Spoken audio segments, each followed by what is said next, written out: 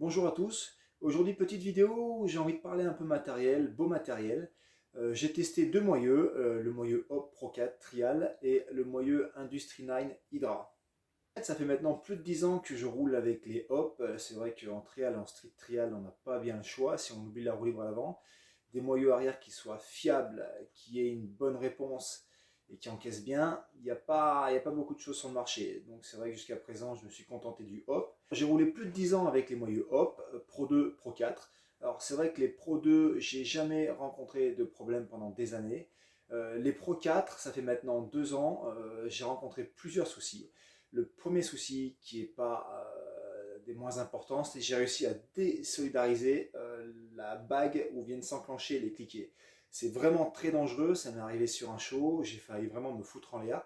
Ça m'est arrivé deux fois, bon, ils me l'ont changé en garantie, mais n'empêche que ça reste dangereux. Donc ils les ont changés, j'ai reroulé avec d'autres moyeux, alors j'ai pas désolidarisé la bague, par contre j'ai très souvent régulièrement des gros sauts de chaîne et je sais pas ce qui se passe au niveau mécanique. C'est vrai qu'avant on rencontrait pas ce problème et depuis un moment ça devient un problème qui devient très très gênant. J'ai cherché un petit peu, hélas pas grand chose sur le marché. Si, bah, il y a des Chris King, il y a Industry 9, maintenant il faut mettre le prix, c'est plus de 500 €. C'est pas rien, même quand on est pro, bon, c'est un bel investissement. J'ai sauté le pas, j'ai mis un moment quand même, hein, parce que pour mettre 500 balles dans un moyeu, il faut avoir envie. Mais bon, personnellement, j'aime le matériel, j'avais vraiment envie de tester autre chose, donc je l'ai acheté. Pour rentrer un peu dans le détail, le moyeu Industry 9, Hydra Classic SS, c'est son nom. 690 points d'engagement. Bon, ça, ils en font un bel argument de com, c'est-à-dire que vous avez 6 cliquets qui viennent s'enclencher dans 115 crans. Vous avez seulement entre deux crans 0,52 degrés d'espace. Autant dire rien du tout. Le poids, 287 grammes. C'est juste incroyable. Qu'est-ce qu'on peut dire d'autre? Ce moyeu, il est fabriqué aux USA. Il est fabriqué dans un bloc d'aluminium 7075 T6. Alors c'est un alliage qui a des propriétés particulières, c'est-à-dire qu'il est quasiment aussi résistant que la plupart des aciers. Par contre, il faut savoir qu'il va être plus sensible à la corrosion. Hop, j'ai roulé dessus depuis 2009-2010, depuis que les premiers sont sortis, hein. Le Pro 2, j'ai jamais eu un souci. Je l'ai gardé jusqu'à là très récemment. Les Pro 4 avec lesquels j'ai rencontré quelques problèmes. Alors au niveau des caractéristiques, c'est fait en Angleterre. Vous avez 4 cliquets qui viennent s'enclencher dans 44 points d'engagement. Ça vous fait 88 points d'engagement. Vous avez environ 4 degrés d'espace entre deux crans. Honnêtement, ça suffit largement. Le corps est usiné dans un bloc d'alu 2014 T6 et il pèse 359 grammes. Donc quand même légèrement plus lourd que l'Industry 9. Son prix, environ entre 200 et 220 € suivant les sites. Voilà. Que ce soit dans l'Industry 9 ou le Hop, vous avez des roulements scellés haut de gamme, très solides, très costauds, parfaitement étanches.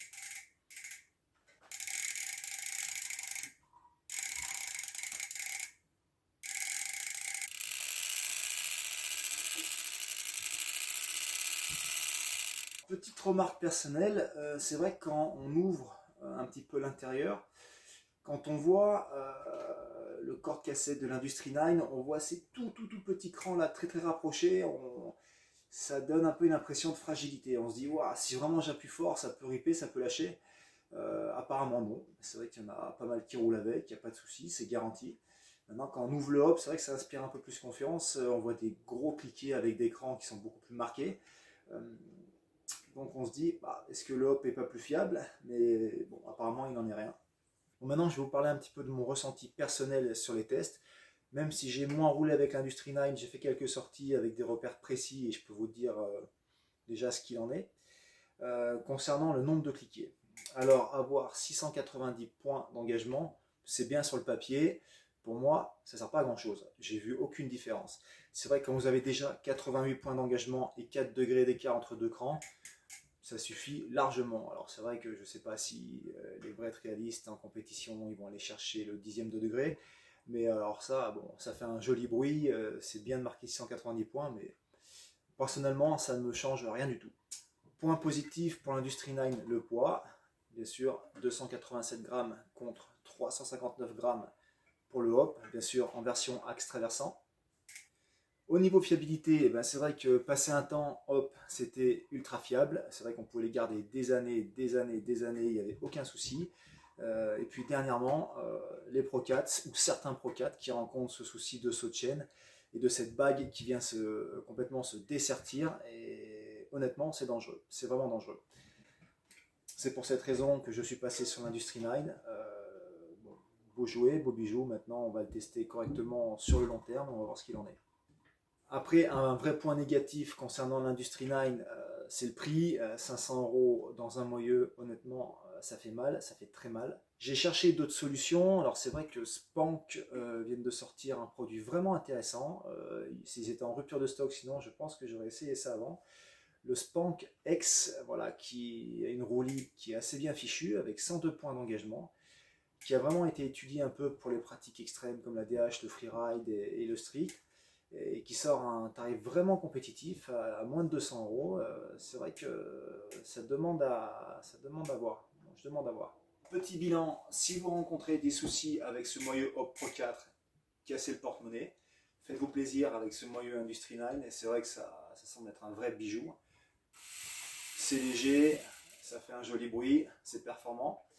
Sinon, si vous êtes un peu curieux, je pense vraiment, penchez-vous, allez voir du côté de chez Spank avec le moyeu X.